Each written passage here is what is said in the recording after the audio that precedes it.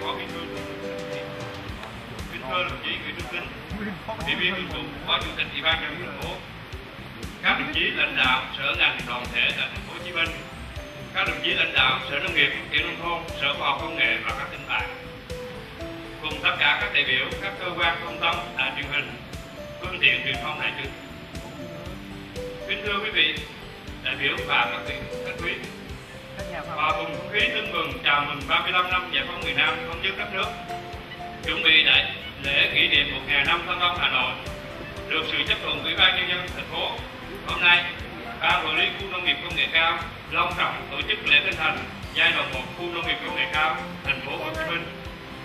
Thay mặt Ban quản lý khu nông nghiệp công nghệ cao, chúng tôi xin kính chúc sức khỏe quý vị đại biểu, quý vị khách quý đến tham dự lễ khánh thành khu nông nghiệp công nghệ cao thành phố Hồ Chí Minh. Kính thưa toàn thể quý vị đại biểu,